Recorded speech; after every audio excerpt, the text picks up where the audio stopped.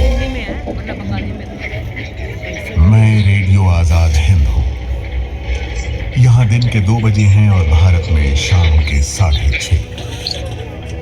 मैं आविष्कार हूँ उस समय का जब आवाज ने तरंगों की सवारी नहीं सीखी थी, मगर मैं बेतार होके भी बातों की तार को पलक झपकते ही लाखों लोगों से जोड़ सकता था। हर समाज, हर देश, हर सभ्यता को एक सोच की आवश्यकता होती है, और अगर वो सभ्यता गुलामी की बेड़ियों से संघर्ष में जूझ रही हो और उसे अपनी बात रखने का माध्यम सुलभ हो जाए, साथ मिल जाए, लोगों को जोड़ने का अवसर मिल जाए, तो संघर्ष को गति मिल जाती है। और उस समय मैं यही कर रहा था। मैं सुभाष बोल रहा हूँ। अरे ये तो सुभाष चंद्र बोस है। नेताजी रेडियो पर बोल रहे हैं। वो है कहाँ? बहुत दूर, पता नहीं कहाँ। ये बोल क्या रहे हैं? आज हम और हमारी मातृभूमि विश्व इतिहास के दोराहे पर आ खड़ी हुई है। मैं आजादी की चाह रखने वाले समस्त भारतवासियों से आह्वान करता हूं कि आप ब्रितानी गुलामी के खिलाफ तब तक युद्ध जारी रखिए जब तक मातृभूमि मुक्ति न प्राप्त कर ले। जय हिंद। 1939 का साल विश्व इतिहास में ऐसे जंग की शुरुआत का साल था जिसने विनाश की नई परिभाषा कर दी थी। पराधीन भारतवासी अपनी स्वतंत्रता के लिए संघर्ष कर रहे थे।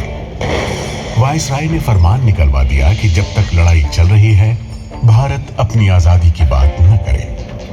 इस फरमान के विरोध में भारत के अलग अलग सूबों की कांग्रेस सरकारों ने इस्तीफा देना शुरू कर दिया। सुभाष बाबू कांग्रेस छोड़ अपने संगठन को मजबूत करने में लगे थे। उनकी राय बिल्कुल अलग थी। आजादी का लक्ष्य प्राप्त करने के लिए कठोर निर्णय लेने ही होंगे। अहिंसा का विचार पावन और कारगर विचार है, लेकिन जब इससे बात नहीं बनती तब दूसरे रास्ते भी ढूंढने पड़ते हैं। भारत के लिए यह सुनहरा अवसर है। ब्रितानी हुकूमत से अब हमें कोई समझौता मंजूर नहीं।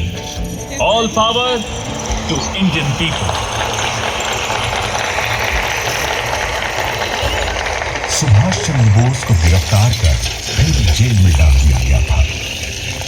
सुभाष के लिए अब संघर्ष करना कठिन होता जा रहा था।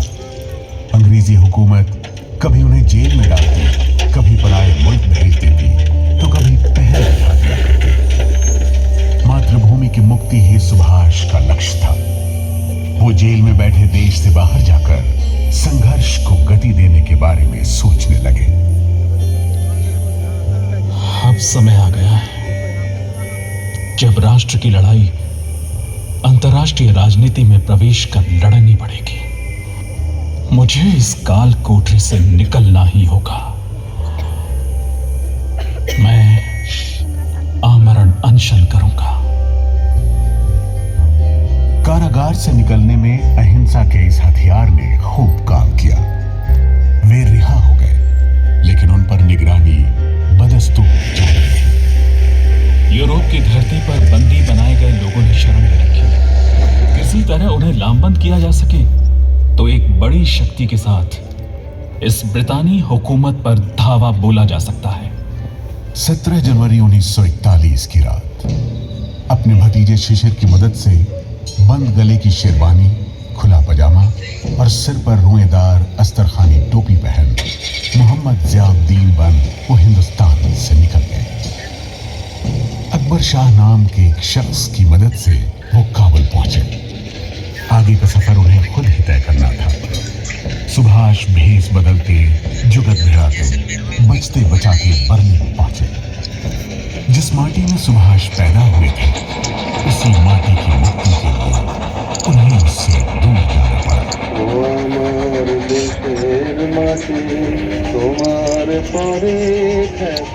23 जनवरी 1897 को, जिस वर्ष महारानी विक्टोरिया के राज का स्वर्ण समारोह मनाया जा रहा था, बंगाल प्रेसिडेंसी के कटक में सुभाष का जन्म हुआ।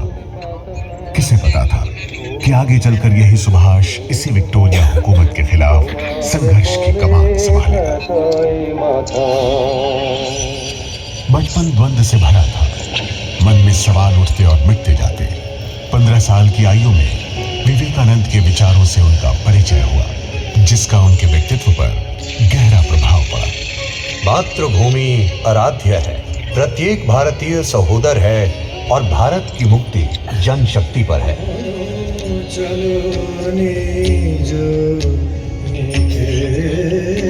मैट्रिक की परीक्षा पास कर सुभाष प्रेसिडेंसी कॉलेज आ गए। विचारों से भरा खुला वातावरण, बाल गंगाधर तिलक और अरविंद घोष के विचार उन्हें प्रभावित करने लगे। मन में बेचैनी थी, कई सारे सवाल, उत्तर मिल नहीं रहा था। एक दिन गुरु की खोज में निकल पड़े।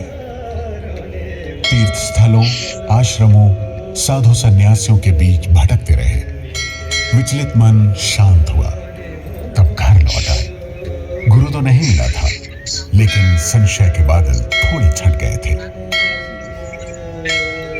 मन में मातृभूमि और उसकी मुक्ति की बातें घूमने लगी थी कि तभी पिता ने फरमान सुनाया कि सुभाष, तुम कैम्ब्रिज जाओ और ICS की परीक्षा दो। सुभाष दुविधा में जरूर पड़े, लेकिन पिता के आदेश को ना नहीं कह सके और समुद्री जहाज से इंग्लैंड के लिए रवाना हो गए।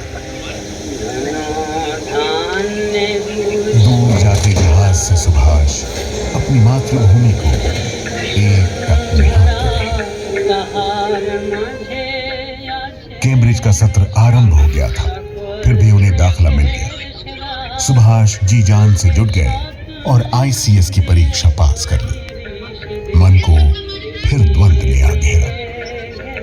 मन की बात सुनो या पिता के आदेश पर चलो?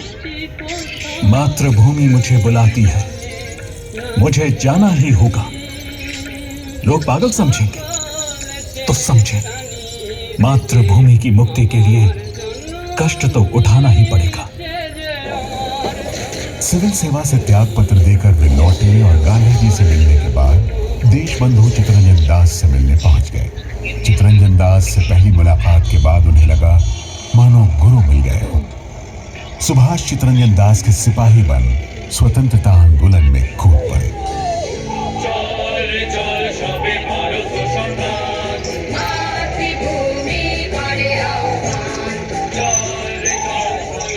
आंदोलन के शुरुआती दिनों में ही एक घटना घटी। प्रिंस ऑफ वेल्स के भारत दौरे का विरोध किया जा रहा था। सुभाष पूरे उत्साह से लगे थे। गिरफ्तारियां हो रही थी कि तभी खबर मिली कि देशबंधु जी की पत्नी वासंती देवी गिरफ्तार कर ली गई। वे दुखी मन से देशबंधु जी के पास पहुंचे। उन्हें पीड़ा इस बात की नहीं थी कि वासंती देवी को गिरफ्तार कर लिया गया, बल्कि दुख इस बात का था कि उन्हें गिरफ्तार क्यों नहीं किया गया। उनकी यह इच्छा जल्द ही पूरी हो गई। सुभाष को देशबंधु जी के साथ अलीपुर सेंट्रल जेल में बंद कर दिया गया। फिर तो जब तक हिंदुस्तान में रहे, जेल जाने का सिलसिला लगा रहा।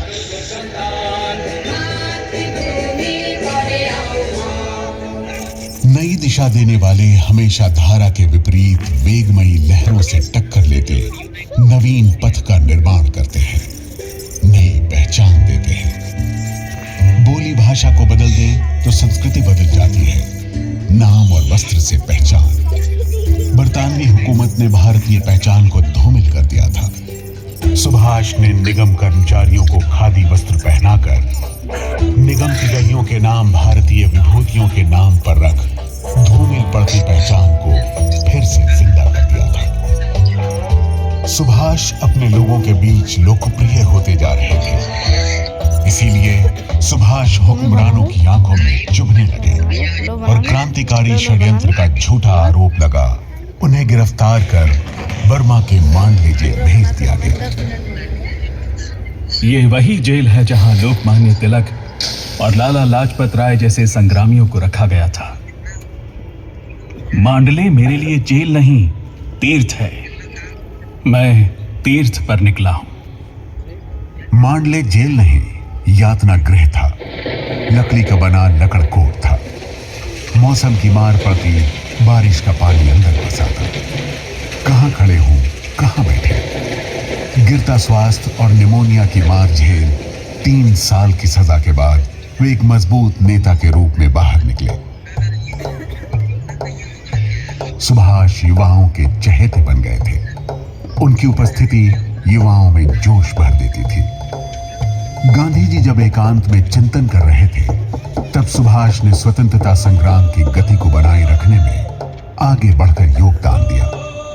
मिल मजदूरों को संगठित किया, साइमन कमीशन का विरोध किया, विदेशी वस्तुओं का बहिष्कार। सुभाष युवाओं और श्रमिकों के चहेते बन गए। उनकी उपस्थिति सभाओं में जोश भर देती थी।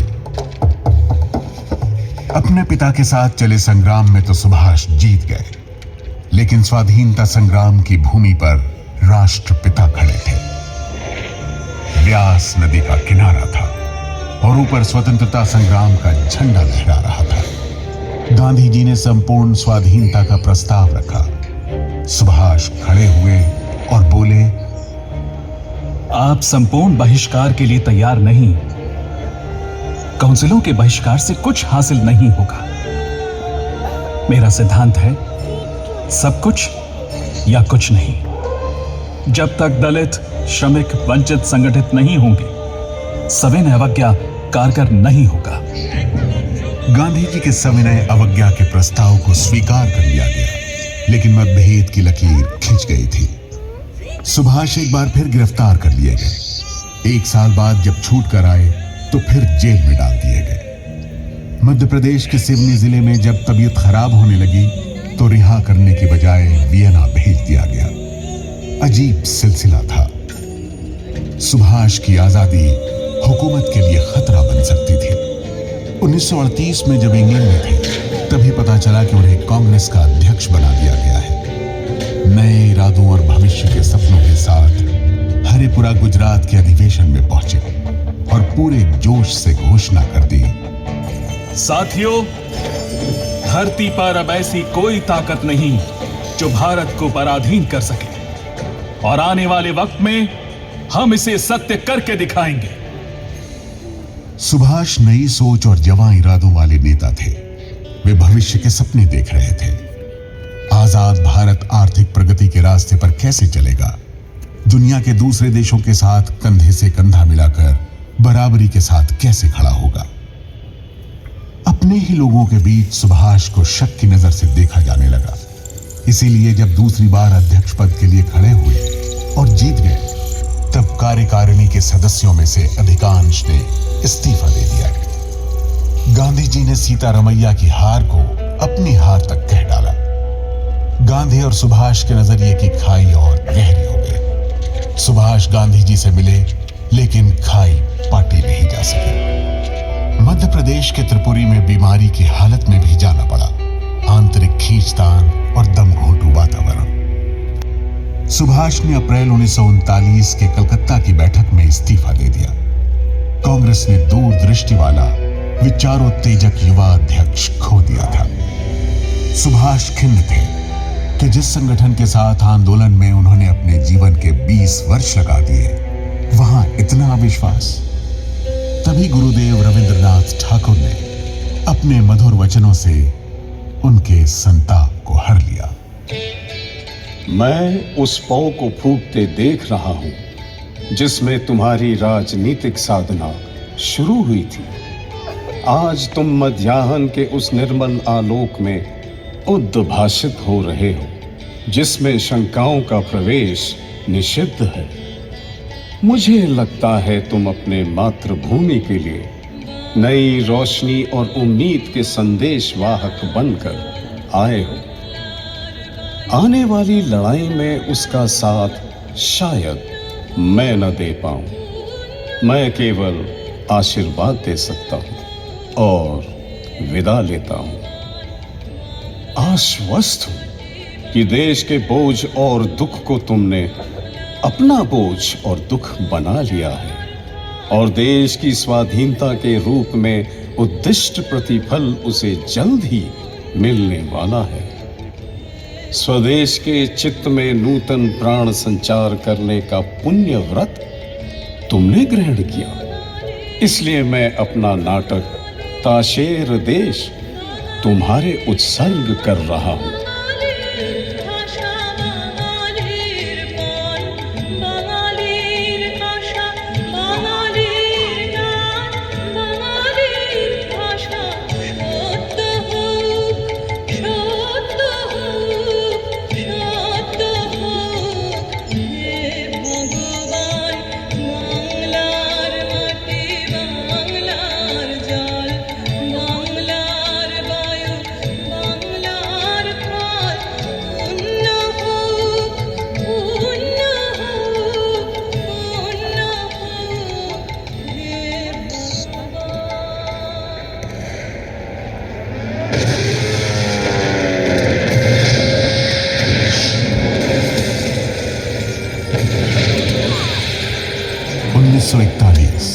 दूसरा विश्व युद्ध चल रहा था।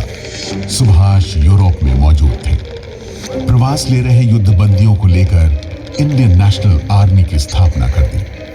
रेडियो जैसे आधुनिक संचार माध्यम को संघर्ष का माध्यम बना दिया और इस तरह आजाद हिंद रेडियो स्वरूप में आया। साथियों, भारत की मुक्ति का समय आ पहुंचा है। भारत उठेगा और गुलामी की उन जंजीरों को काट फेंकेगा जो जमाने से उसे जकड़े पड़ी हैं। भारत की मुक्ति के लिए एशिया और विश्व के अन्य देश भी आगे बढ़ रहे हैं। सिंगापुर जापान के कब्जे में था। नेताजी चलती लड़ाई में महीनों लंबी यात्रा करके समुद्र के रास्ते पनडुब्बी से जापान पहुंचे। पहली मुलाकात में ही जापानी प्रधानमंत्री तोजो ने बिना शर्त मदद का मौका दे दिया। सुभाष की आजाद हिंद फौजी शिखर समान सिर ऊंचा किए खड़े थे। नेताजी के एक आदेश पर मातृभूमि पर बलि चढ़ने को तैयार। हथियारों की ताकत और खून की कीमत से तुम्हें आजादी लेनी है। जब भारत आजाद होगा, तुम्हें स्थायी सेना बनानी है। सुरक्षा की ऐसी मजबूत बुनियाद खड़ी करनी है कि भविष्य में हमें कभी अपनी स्वतंत्रता न खोनी पड़े। मेरे वीरों, तुम्हारा उद्घोष होना चाहिए, दिल्ली चलो। आजाद हिंद फौज अभी अधूरी थी। आधी आबादी की भागीदारी के बिना संग्राम अधूरा था। नेताजी ने रानी झांसी रेजिमेंट की स्थापना कर दी। ये आजाद हिंद फौज की वीरांगनाओं का युद्ध दस्ता था। मार्च 1944 आजाद हिंद के सिपाही तैयार खड़े थे। जनरल कियानी ने आदेश दिया और जय हिंद दिल्ली चलो के नारे लगाते जोशीले भारतीय जवानों ने इंफाल पर धावा बोल दिया। आजाद हिंद फौजियों ने भारत की सीमा में घुसकर तिरंगा लहरा दिया। वहां कुछ ही दूर उस नदी के पार, उन जंगलों से आगे, उन पहाड़ियों के उधर फैली है हमारे सपनों की धरती। जिस धरती में हम जन्मे थे, उसकी गोद में अब हम लौट रहे हैं। लहू को लहू बुला रहा है। उठो, हथियार संभालो, बढ़ते चलो, चलो दिल्ली चलो। इंफाल सिर्फ 10 किलोमीटर दूर रह गया था कि बेमौसम बरसात ने बढ़ते कदमों को रोक दिया। बरसात ऐसी थी मानो आसमान से बादल फट आया। लगातार होती बारिश और पहाड़ इलाका रसद की कमी। ब्रिटिश और अमेरिकी फौज बढ़ती चली आ रही थी। आजाद हिंद फौजियों को मिली आंशिक जीत के बाद भी लौटना पड़ा। आसमान से अमेरिकी बम वर्षक आग उगल रहे थे। आजाद हिंद फौज के 25,000 से ज्यादा फौजी मारे गए और नेताजी को अपनी बची हुई फौज के साथ बैंकॉक लौटना पड़ा। साथियों, बेशक आजादी की लड़ाई का पहला दौर हम हार गए हैं, लेकिन ये सिर्फ पहला दौर है। लड़ाई के अभी और दौर आएंगे। भारत की आजादी का जब निर्णायक इतिहास लिखा जाएगा, आजाद हिंद फौज का उसमें सम्मानित स्थान होगा। इंफाल और कोहिमा की लड़ाई के बाद हमारी स्वतंत्रता संग्राम का पहला अध्याय समाप्त हो गया। दुर्भाग्य से राष्ट्र के प्रति उनका सक्रिय योगदान भी यहीं समाप्त हो गया। लेकिन जनता की यादों में नेताजी अभी भी जिंदा थे। भारतीयों के इस यकीन से अंग्रेज खौफ से भर जाते। 1945 में लाल किले में चले इंडियन नेशनल आर्मी ट्रायल और 1946 के कराची से कलकत्ता तक हुए नौसैनिक विद्रोह तक नेताजी का डर अंग्रेजों पर बना रहा। अंग्रेजी हुकूमत के खिलाफ नेताजी और आईएनए का ये संघर्ष सन 1947 को भारत की आजादी को साकार कर पूर्ण हुआ। समस्त भारत आज भी उनके योगदान के लिए कृतज्ञ महसूस करता है।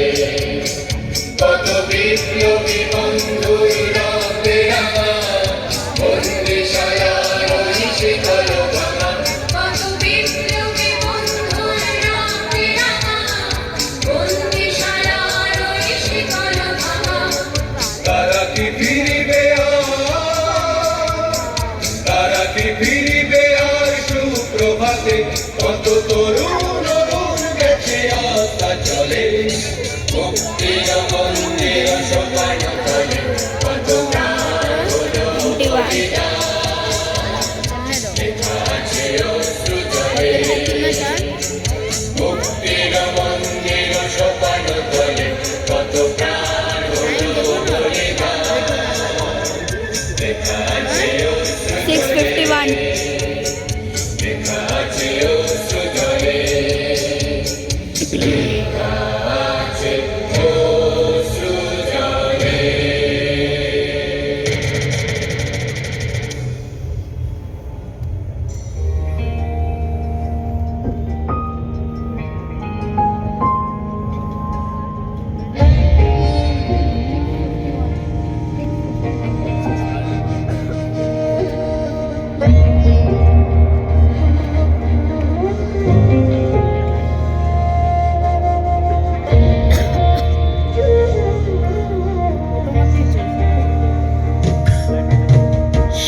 सुख चैन की बरखा बरसे